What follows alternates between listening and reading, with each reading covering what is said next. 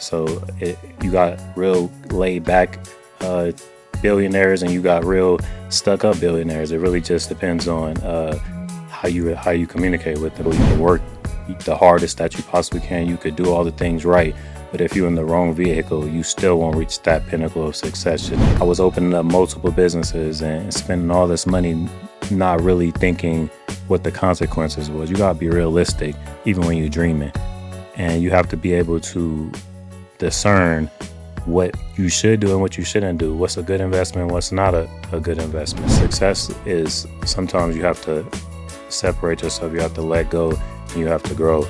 And I feel like a lot of the time I've held myself back wanting to bring people with me and putting my hand down the mountain trying to bring people with me, not knowing that they were pushing and they weren't climbing with me. They were anchors. The confidence you show online and the confidence you actually feel on your hardest days. Instagram is tough. It's you showing your best days. You showing the best of you, and that's how you present yourself to the world. But behind the scenes, it's a whole different story. It's doubt. It's fear.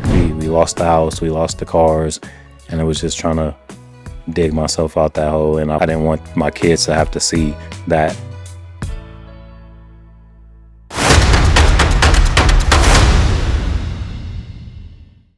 Hi guys, welcome to Open Up. Today's guest is Aareon A. Smith Allen. Did I say correctly? Yes, you did. Aareon Smith is a Las Vegas-based commercial real estate deal architect and the founder of Elite Capital Group, where he specializes in sourcing, structuring, and closing commercial property and investment deals in one of the fastest growing markets in the country. Known for his sharp eye on emerging Vegas developments, from major strip projects to high-value income properties, Ace has built a reputation as the go-to connector for investors looking to break into commercial real estate.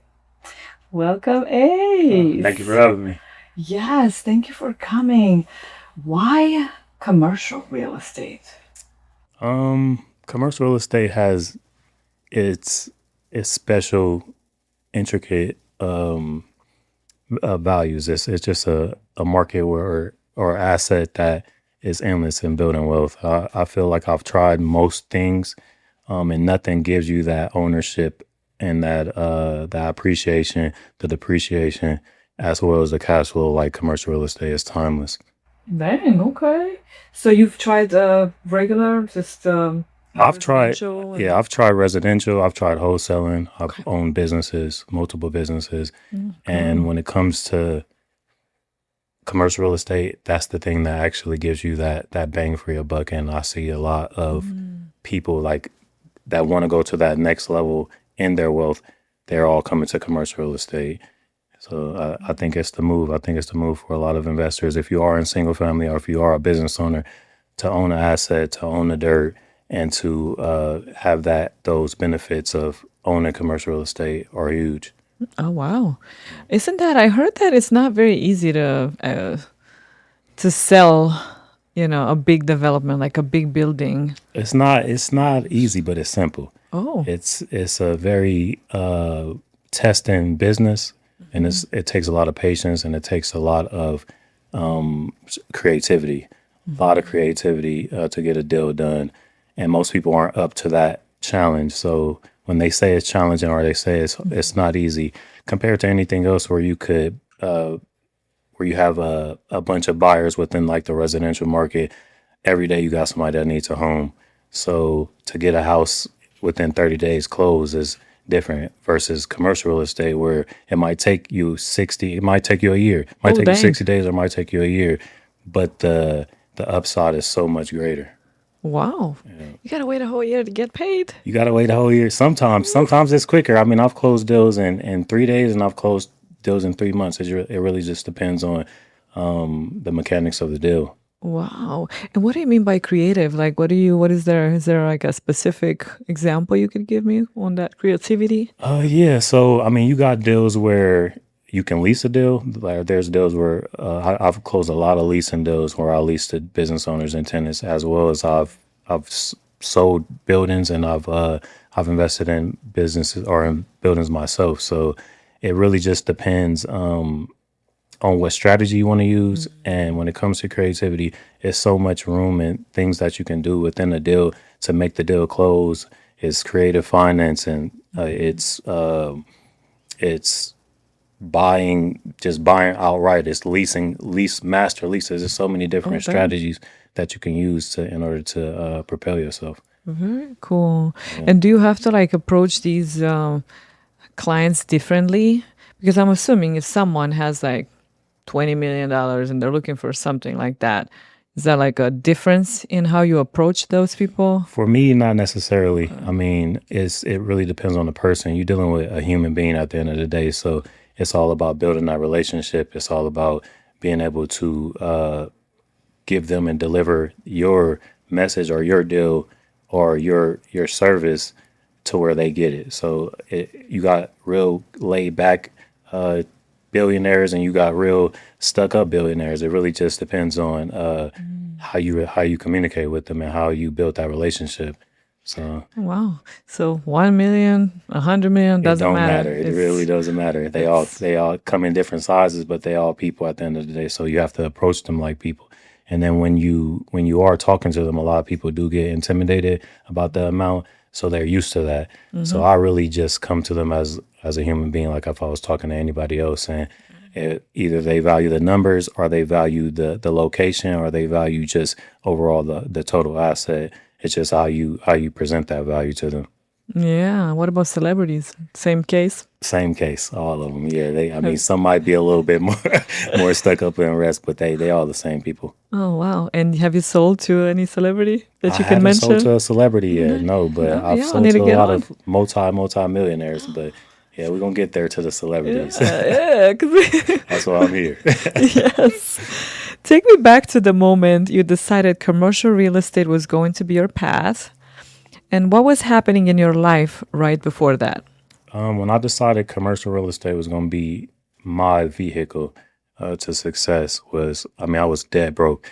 Had just sold my business. Me and my partner had just split, and I was just trying to figure it out. I own multiple gyms in Las Vegas Oh, gyms, yeah. prior year, and then Like Alex Hermosi. exactly, we went down the same path in a way when it comes to going from the fitness world to the business world, the acquisitions world, and investors. So I just wanted to figure out what would get me there. I know that you can get in a vehicle, you can work the hardest that you possibly can, you could do all the things right, but if you're in the wrong vehicle, you still won't reach that pinnacle of success just because the ceiling is too low. So I wanted to get into something that I seen a limitless ceiling, something I can touch, and I can learn, and I seen the path go to those multi-millions and that billionaire mark where I see myself at. So I've always visualized myself having more, and living a lifestyle of let's say the millionaires. Like I've always wanted that for myself and my family. So I had to figure out what was good for me wasn't going to work for my family, for my generational wealth building. So I had to go to a vehicle that would provide that could hold that weight of not just myself but my overall family. So Dang, because gyms were not it, huh? gyms were not it. I mean, I love fitness. I'm still in the Yeah. fitness world. We still have our Mind Body Meals and our Mind Body Rituals company where we do provide like nutrition advice and fitness advice, but that's not something that I'm driving. I have partners that handle most of that stuff. But this vehicle with the commercial real estate, that's the vehicle I'm That's driving every day. that's the So one. yeah, Huh. for sure. Very interesting. I'm hearing an accent. Where's that from? It's a California accent. Yeah, it's San California. Bernardino. Yeah, Really? So Southern California. Southern California. Very cool. And your family, you mentioned family, kids or Yeah, so I yeah, have a wife and three kids. 3 kids. Yeah, Wow, I have amazing. twins, boy and a girl, and then I have a little baby. He's 2 years old right now. Amazing. Yeah. Wow.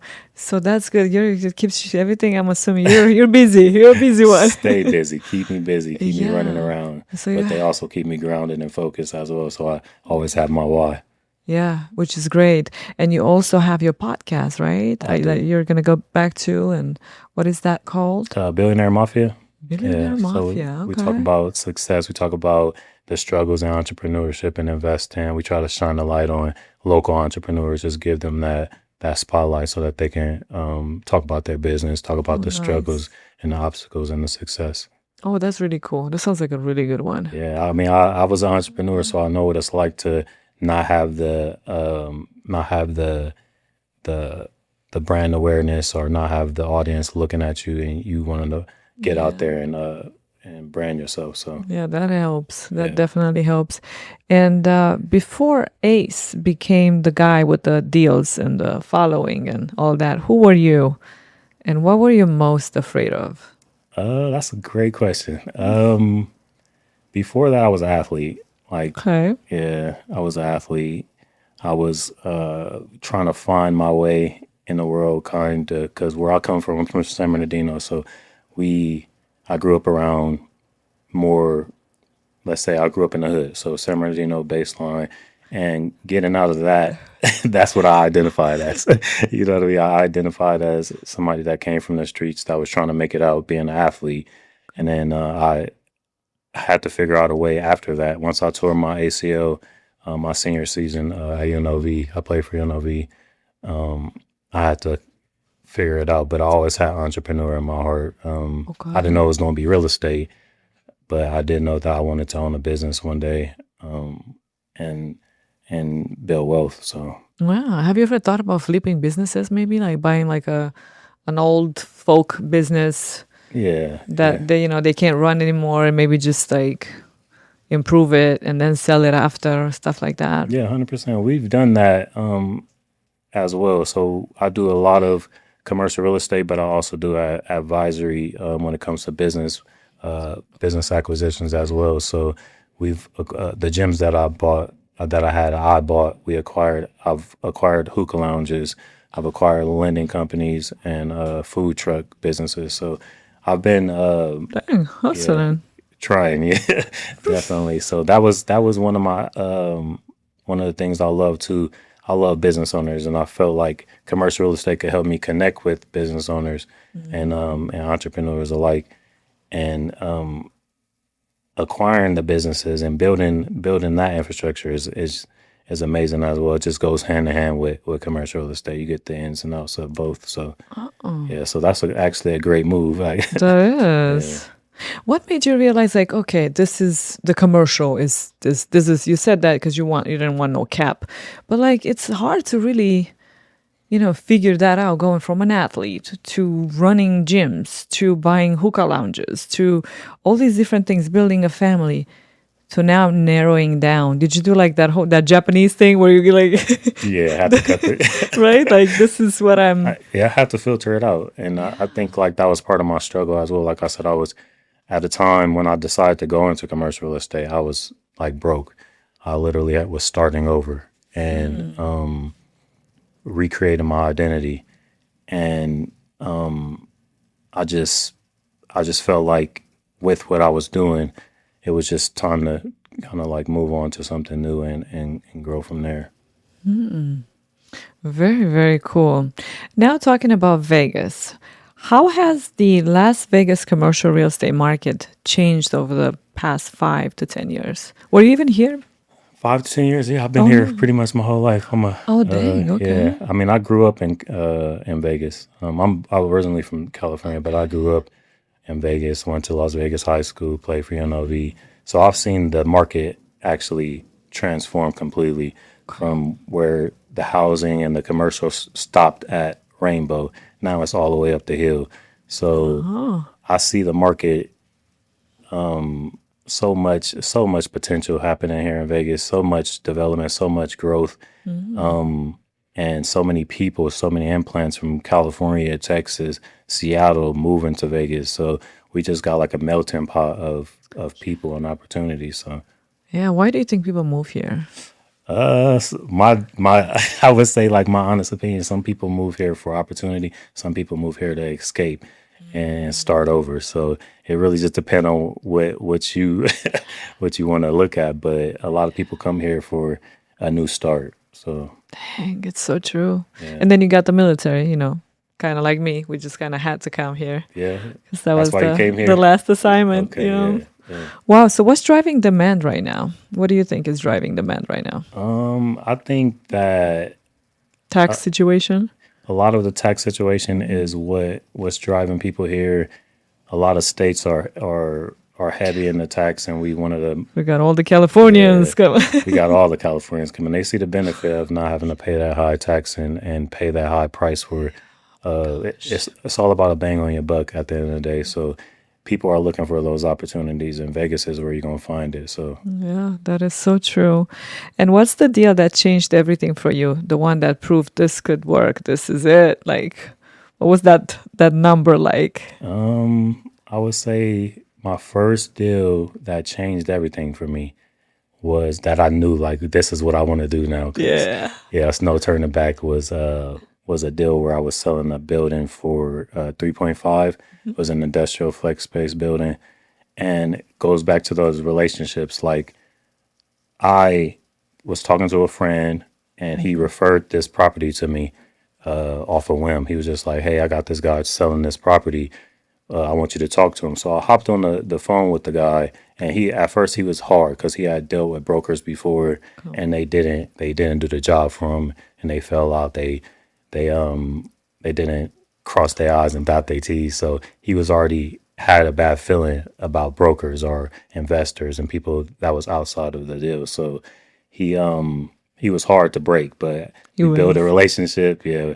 And once we built that relationship, I say it took me like 3 months of just constant follow up, constant like just talking to him and seeing where he was, presenting him with different offers on the property. And then I ended up tying it up with them. We ended up getting that listing, winning the listing, and we sold it for 3.5. So that That was your first. that was it for me. I was like, okay, I can do this. Was my first sale, so it's like 150,000 in commission. Like you feeling good about Just yourself like that, yeah. and it was confirmation like you're doing the right thing. This is what you've been waiting for. So that was the deal. And what makes you different from other commercial real estate agents? Something that makes me different is just the pure drive and the pure like wanting to help people. I think like seeing an opportunity. A lot of us do it for money. I've always lived for purpose. I've done everything for purpose. Like my biggest purpose was my family. But when people see my passion, when they see that I'm willing to go over and beyond for them and deliver and be creative and find ways to make the deal work, they automatically, you know what I mean, know that I'm outside of the box when it comes to these people and just how I present myself. Because you got all those guys with the polos and the tight pants, but you gotta like you gotta be relatable. You got people you come into. A lot of these guys they owner users, they business owners. So I mean, you can come in and be intimidating and say use vocabulary that they don't know, or you can meet them where they are. So I do that, and I feel like that's what kind of separates me. Oh, that's good. And actually, because I met you while you were showing me Yes, the building, I did, yes. the fact that you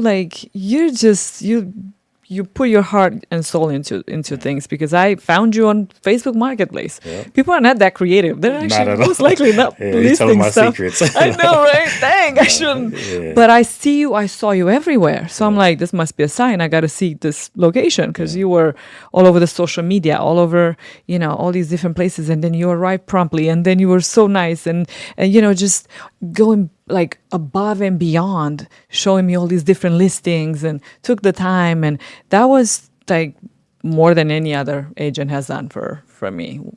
I searched for how long? Months. And then I was kind of like on the giving up. Yeah, you was on. I was just like, let me give one last try. Yeah, it was the last shot. Yeah. But yeah, so I just saw that drive and the fact that it didn't really feel like you were there to just try to make money. It was more like I want to help. Yeah. So I really felt that, and it felt genuine. So I really, that's why I'm like, I might keep in touch with him. Thank you. He That's is. good. He's out there trying to help. And even after, when I passed on the deal, Yeah, we still friends. still friends, and you still helped, with more stuff. So I thought that was really nice. Definitely, if you guys need someone that truly cares, you got the guy.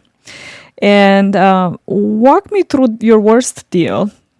I haven't had too many Oh, bad, really? horrible deals yet. Okay. I mean, I've almost gotten tussle with a couple of brokers, but like that was probably the worst situation. It was like I was also helping a tenant and an automotive tenant. We were looking for him a space to do his business. It was just his office space so that they can have their cloud automotive auto sales business. Okay. And the broker was just trying to play me like I was just like this brand new guy and I'm a knucklehead and so me, I don't really like I try to be as professional as possible. I try to keep my composure and majority of the time I do, but it's the it's those type That of day. brokers that will press your buttons. So no, I definitely that's probably the worst experiences. The deals are the deals. You don't really take them personal. They can be good or bad. They can fall through or you can win. But the people, that more is the challenge is dealing with certain brokers, dealing with certain investors that think that they know everything and they don't respect a young guy coming in the game. They feel like they got age or an experience on them, so it feels like you know what I mean, like Yeah. we just don't know what we're doing. But in a sense, we do. We coming in just as like I said, people. We all people, and we all learning the game, and we can get a deal done just as good as the guy with the gray hair and wrinkles. So you That's know what I true. mean? That's been in here for 100 years, and most of the time better because they get stuck in their ways. They don't take deals. They don't answer the phone calls, and we willing to just dig a little bit deeper because we want to win your business versus they already kind of content. So That's true. yeah, Oh, so yeah. That is so true. Are there I don't know if we're even could I don't know if you can say this though because it might be one of those real estate rules that you might not. Are like if there are any Vegas neighborhoods that you believe have serious growth. oh yeah, we can say Okay. that. We You open up just to. can't say that's a bad part. No, I can't Hood or steer. whatever. Yeah, yeah, you can't steer. I can't Okay. steer you in the Okay. no, but no. I would say Cadence in Henderson. It has Really? so much opportunity. We just actually did a development there, Oh, and it was an office space. And okay. I just see so much growth. Is that by the lake, Lake Las It's a Vegas? little bit closer to Okay. like Green Valley, not too far from yeah Green Valley, Okay. but What casino do they have over there? Is that the South Point? yeah, no, So that's it's a little past bit South more Point? south. It's more by like Fiesta, I believe. Okay, Yeah, down so there a little more bit. Henderson, like Yeah, more real Henderson. over there. Uh-huh. So they building that out. New communities, new businesses are moving there, as well as Centennial. So those two are like Okay. huge for people that want to build. I'm very deep into development, so we look at all of the new developments, all the new land that's popping up on our radar, as well as like the investors that's moving out there. And I would say Centennial Cadence is good for the Cadence. development. If you want to come Interesting. out there, build something, huge opportunity right now. If you want to buy something Yeah. right now, you would want to stay within the like southeast area and then Summerlin, of course, because everybody wants to be in Summerlin.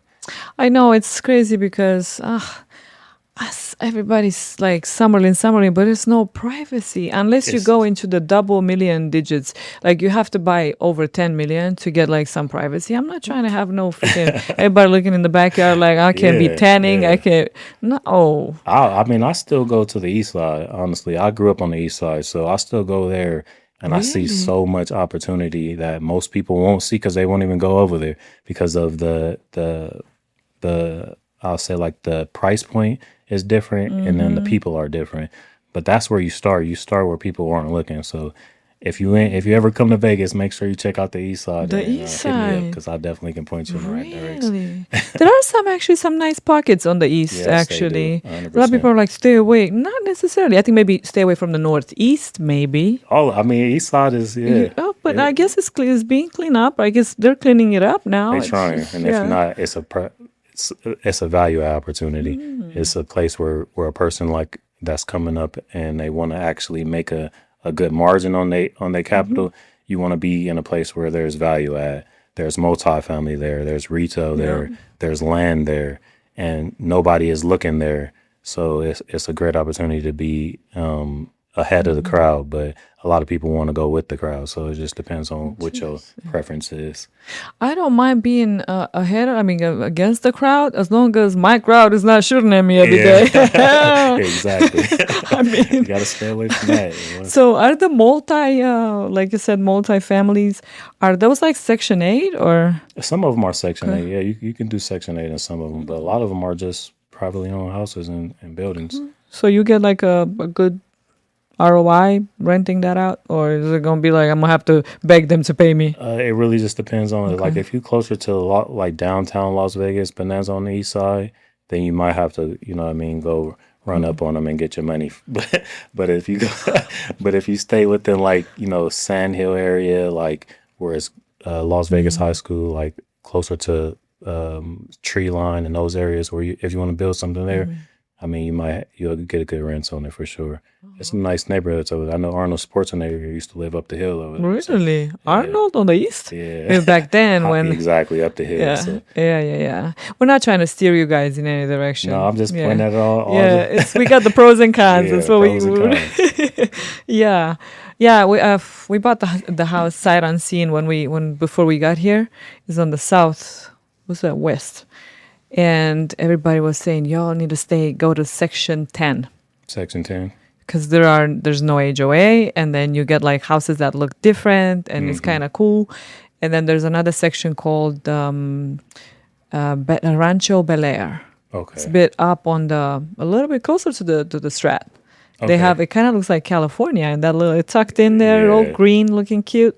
So I would those are two spots that I think I would recommend looking into for residential stuff. Yeah. It's not commercial; it's all residential. But for commercial, I like this area here. This is where the studio's at. Remember, like this is the area where this is where everybody wants to be, like right here. Spring This right Valley here, area, close to the strip. It's close to the strip, and you have, it's the best. Yeah, it's hard to find things close to the strip, but when you do, it's always good. It's so true. What do you think are the biggest mistakes first-time investors make going into commercial real estate? Thinking that they have to have a lot of money, thinking that they have to be rich and poor in their life savings in order to own a property. It's not the case at all. I mean, commercial real estate is one of the most lendable assets that there is. So banks always want to give up some money for a commercial property because they know that they can see their property, they can touch their property, and usually they can take it back if they don't get their money. So it's a great opportunity for first time investors to go out there and either raise capital from private investors or go to the banks because the banks are lending, and it's a lot of money that's going out right now. So like an SBA loan, or is that? Yeah, that's businesses. Oh, that's for business. But I mean, if you're an owner user, you can't use that. Together with the Yeah, if you buy with the business and the you're owner business. user, you can get an SBA loan. Oh wow, okay. So if that might be. Yeah, it's so many different. There are creative ways to yeah, acquire something, huh? exactly. Wow. What about what's a belief about money or success you held on to for years before realizing it was holding you back? Something that I feel like I always held on to was just being able to, or having to bring people with me. You know what I mean? Owning people that have been with me, or my family, or people that, you know what I mean, like you felt like you were indebted to, and moving on without them. Success is sometimes you have to separate yourself, you have to let go, and you have to grow. And I feel like a lot of the time I've held myself back wanting to bring people with me and putting my hand down the mountain, trying to bring people with me, not knowing that they were pushing it and they weren't climbing with me. They were anchors.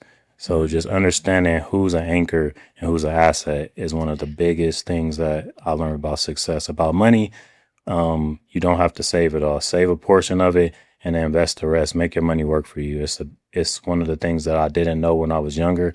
I was saving, I was stacking, and then at a point I was reinvesting it all into my business.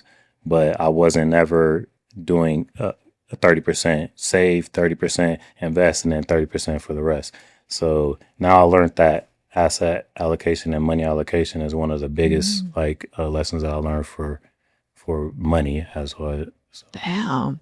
You know, that's a brilliant answer. I didn't think it up. I never realized that's actually a good, it's a thing. yeah, Like crabs in a barrel. Sometimes it's like they're just pulling on you, and it's like you have to have discernment. you have What's to have coming with discernment. me, and who do I need to shed off? Like, Yeah.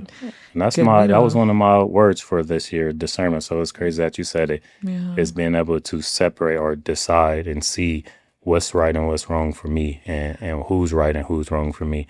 Because they can look good. Everything can look good. Everybody can look like they with you, but they betting against you.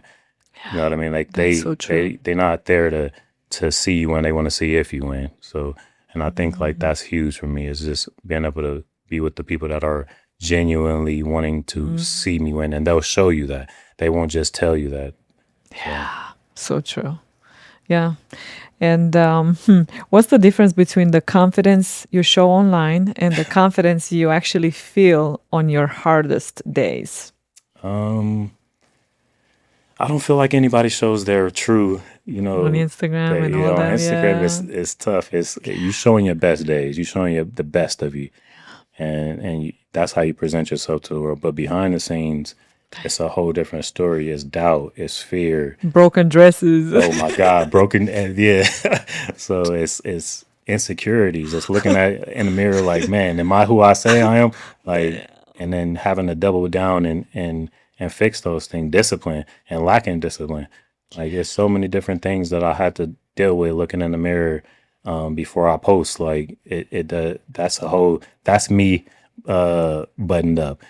The struggle is what makes that guy, though. You know what I mean? Like, everything that I go through mentally, everything that I go through spiritually, and my way to find myself in that chaos is what makes me.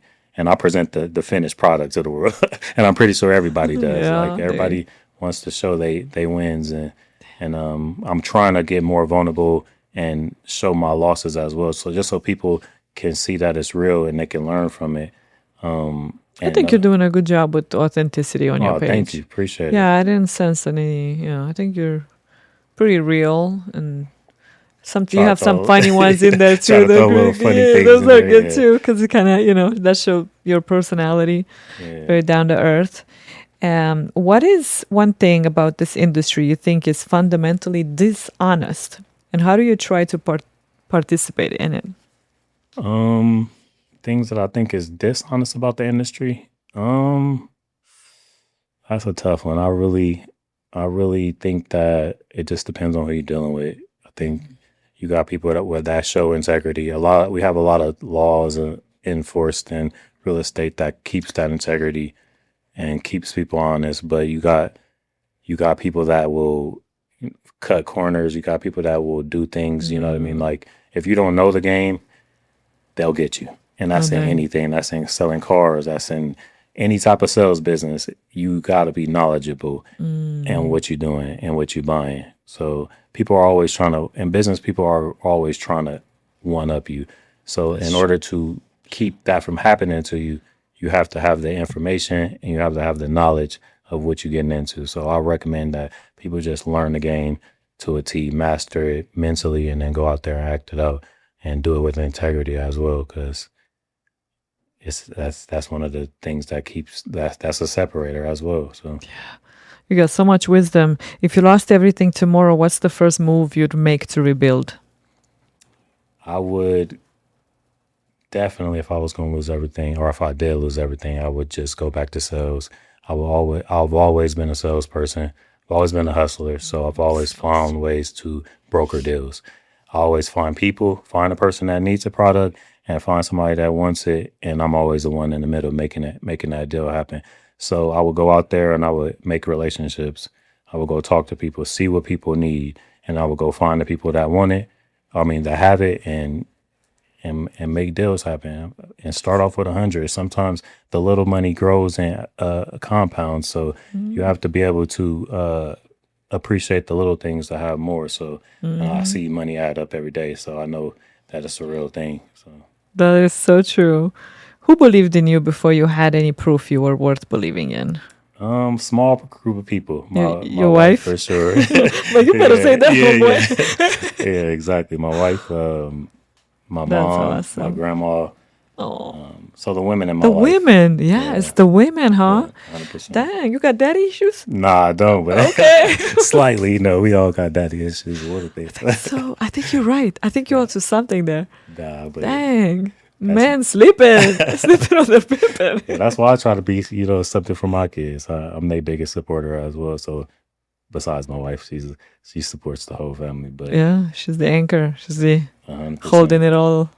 Yeah. That's So the amazing. women in my life have been the biggest supporters. They've been the people of my life coaches, the people I vent to when I just go on crazy rants and have all these ideas flying on how I can, get strike rich. But they always bring me back to center to focus on what is really important. So that's been huge for me in my life. That's awesome. It's great when a man says that the women have been the support. That's a wise man. Yeah, yeah. You That's gotta very good. Yeah, probably that's how you see it. yeah, that's a good sign.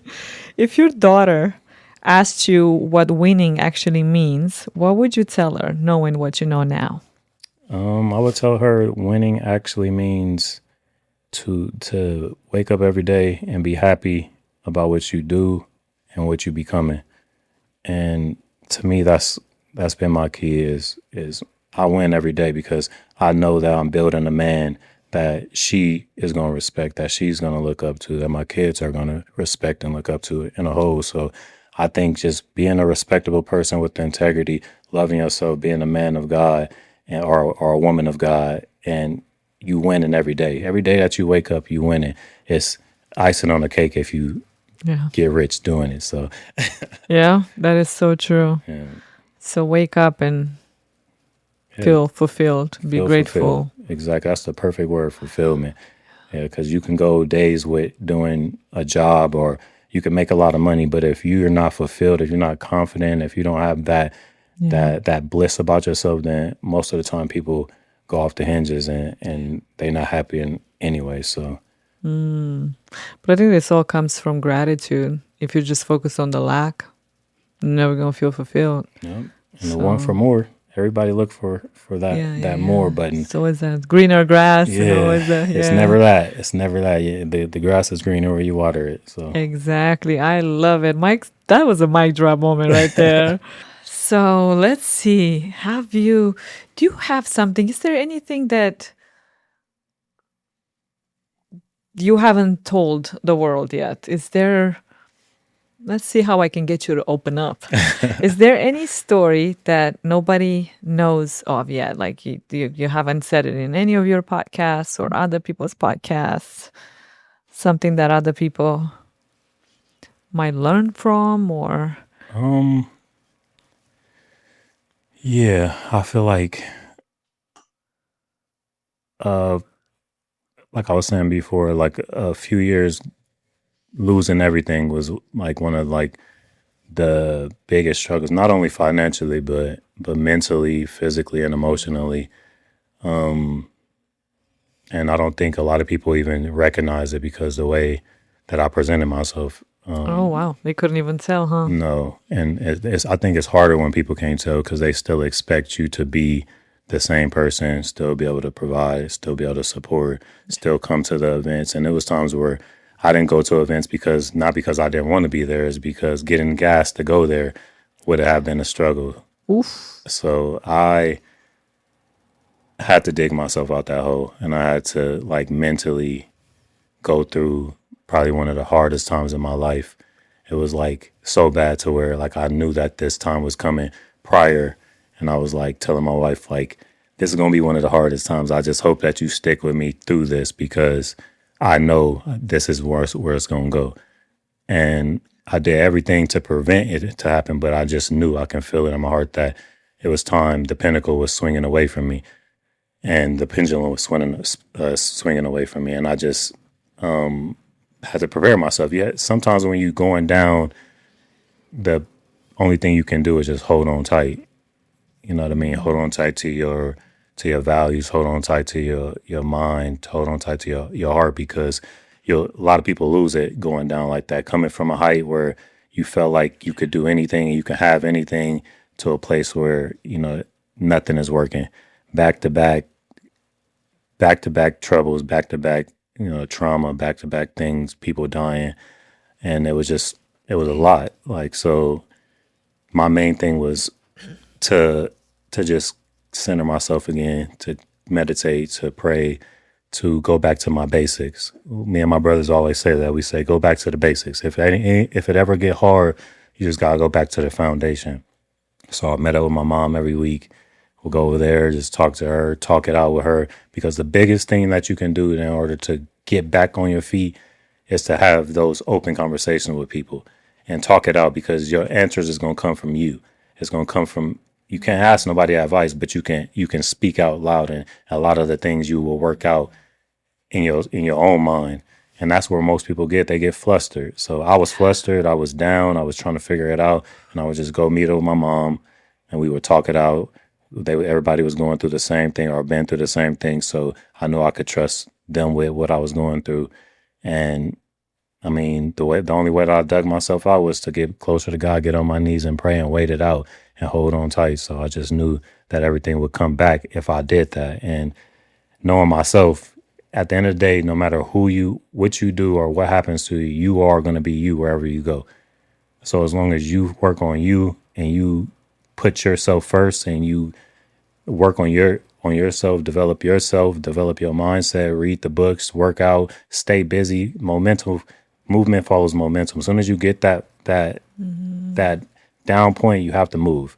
You have to get in the gym, you have to work out, you have to get your mind right, and then everything will fall back into place with patience. So Wow. I believe that truly. So that's one of the biggest things I don't think anybody knows, is that I had that point in my life where it was almost, I mean, I was homeless almost. So I was sleeping in my brother's house, my mom's house, and I sent my kids and my family to California. Like, look, I'm gonna tough this out by myself because I don't want y'all to have to feel it. So Wow. And they were just living there and you were trying to make it out here? yeah, so they were living in California. They moved in with her dad, and then it was probably a couple of months just till I got back on my feet. We lost the house, we lost the cars, and it was just trying to dig myself out that hole. And I didn't want my kids to have to see that, so I took that weight and I grew with it.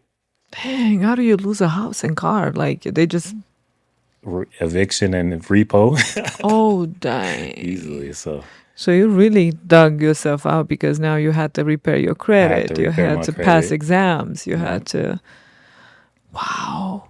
When you're so down, like so at the bottom, you pretty much that was your bottom, right? that was the bottom. Oh, yeah. The most bottom I've been in a long time since I was a kid. So You feel you probably realize who's your friend, who's there for you, who's not. That's when the whole discernment, and that's when you realize like some people might just not come with you. you're 100%. That was part of your learning curve when you realize that. You got to save yourself, that nobody's going to be there. Everybody got their own problems, so your problems aren't that important. To other people. Wow. And so that wisdom, I like the fact that you mentioned when you're to other people that are in that similar situation right now, because I'm sure a lot of people are dealing with that in Vegas. It's a very fast pace, it's a very expensive city. It's tough, right? For a lot of people. Most people have to work multiple jobs. So if they're in that situation that you would say just move, fix your body. What kind of books you mentioned to read some books? What books would you recommend? I would say Becoming Supernatural by Joe Dispenza. Oh, that's a good one. Yeah, that one changed my life. Of course, Think and Grow Rich. Of course, like As a Man Thinketh. There's a bunch of books. I actually got a library of books. I collect books. So I felt like it's gonna start with your mind, body, and soul. And then the financials gonna come, the lifestyle that you want gonna come, once you can visualize it, if you can conceive it, I mean, you could believe it, you can achieve it, and I believe that truly. So, but in order to do that, you have to have confidence to start. So losing everything or starting at the bottom, your confidence level is gonna be low, especially with social media now, where you're looking at people showing their perfect life, like we talked about earlier. and now unconsciously comparing yourself with them, or unconsciously feeling a certain type of way because you're not there yet, or you're not there anymore. So I would say do a whole detox from social media. Focus on yourself completely. We still say, okay, I'm gonna go to the gym, I'm gonna work out, I'm gonna read, I'm gonna do all this stuff, but in our minds, we're still giving energy to the outside world, giving energy to social media, giving all that mind power to things that we fantasize about versus figuring out what we actually want, who we actually are. And then once you figure that out, life will become so much easier and better that you'll realize that your struggle isn't really even a struggle. It's only a struggle compared to everybody else. You really just live in life and you want more and you need more. But some people are struggling, don't get me wrong. But that focus is the game changer. If you can just focus. I'm not talking about just reading books and writing and going to work and working every day focus. I'm talking about sitting still, really thinking, really figuring out who you are, journaling and being truthful with yourself and focusing on you. Because everything moves so fast in this world. Yes. The one thing that doesn't is the person that you talk to every day in your mind, that little voice that you hear. That person gonna be there every time. So that's where my focus is, having that conversation with myself, looking in the mirror and locking in like 100%. Dang. Do you feel like maybe you hit rock bottom because somehow you were lacking confidence, or maybe it was some type of unhealed trauma, maybe, or No, I feel like I just I went through it because of overconfidence. overconfidence? Yeah, Oh shoot. yeah. Okay. I was too confident in thinking that nothing could stop me in order and not covering the being conservative on certain things. And I was opening up multiple businesses and spending all this money, not really thinking what the consequences was. You gotta be realistic, even when you're dreaming, and you have to be able to discern what you should do and what you shouldn't do. What's a good investment? What's not a good investment? So I was investing in things that weren't gonna last. It was active income that I was investing in, active businesses, when there's more there's better ways to do it. And you start getting money, you start moving too fast. So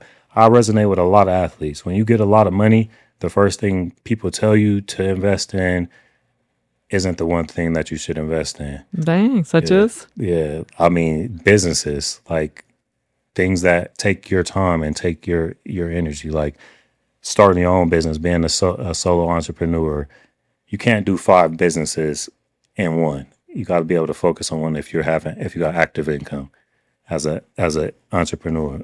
Now you can invest in real estate, but at the same time, if you don't know what you're doing, you just not going it's not going to be successful for you. So I would say a lot of us make that mistake of investing in things that we don't know. I wasn't a cook, so opening a food truck wasn't the smartest thing to do. Opening a lending company wasn't the smartest thing to do, but I did that, and I had to work those businesses at the same time as run my lounge and run my gyms. So I over allocated my time, my energy to things because I had the money to do it, and at the end, that actually became my downfall. So I would say having too much confidence and not enough information can definitely hurt you. Dang. You gotta know your risk tolerance, and you gotta know the ratio between risk and reward. So everything Dang. is not a win. You're not gonna win everything you touch. Everything you touch won't turn to gold. So you have to be prepared for when it doesn't, and have that cushion for sure. So I think that was my biggest mistake. And then after that, that brought me back to the ground. I understand who I was. So it was a blessing. Everything that ever happened negative was a lesson. So Dang. Well, yeah, because now you can teach other people too. This is a very, very good, wise. This is very good advice.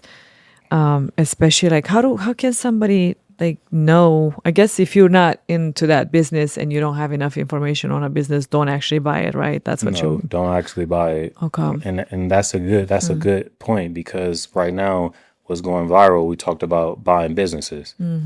If you've never had experience buying a business or being in that business or working that business or being even an employee of that business, chances are slim of success.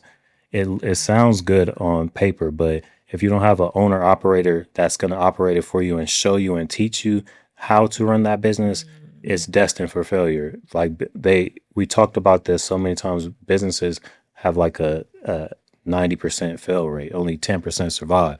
So you're investing into that ratio. You know what I mean? So I like to at least have my odds in my favor and know what I'm doing and know what I'm investing into and be willing to actually learn that business in order to, if my manager does mess up, I know where to fix it. If my business isn't making money, I know what's wrong with it. I know, like, I'm not gonna try to be the mechanic.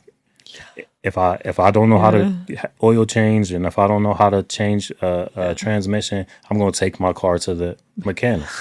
Why? Because he knows what he's doing. And that's the same thing I think about business. When you invest in, you need to know what you're doing, because people either are going to invest their money with you, or you're going to put your hard-earned money into things and lose because you don't know how to maintain it. So I think that's big. It's just having the knowledge, having the acumen to invest in things that you know, and run businesses that you're confident in. That's wow. That is amazing. Brilliant advice right there. Is there something you wish I had asked that I haven't? My favorite color. No, no, I hope it's beige because it looks good. Which one is it? Maroon. Yeah. Maroon. Yeah. Okay, maroon. I'm a Dang. Pisces. And You Pisces too? I am. Are you for real? Yeah. When? March 8th. I'm 4. Oh yeah. Okay. Yeah. Good. 5. I know, right? March 8th is female Women's Day in Europe. Yeah, it's the mother of International Women's Day. That's probably why all the women. That's why all the women. Yes. That's awesome. Well, thank you so much for coming and for the amazing wisdom. My goodness. I appreciate feel like and if you guys need a real estate agent, you got the guy. And business, you're doing business stuff too. Yeah, I do AI business consulting as well. So if anybody wants to automate their business, I help my clients if they need a space or they need to expand. I'm your guy. So very nice. And where they can find you? Where could they find you? What's the Instagram? Instagram is at Ace Billions. You can find me on YouTube at Ace Billions, and at TikTok, I am Ace Billions. Fantastic. Yes, he is. Thank you. Thank you. I appreciate it.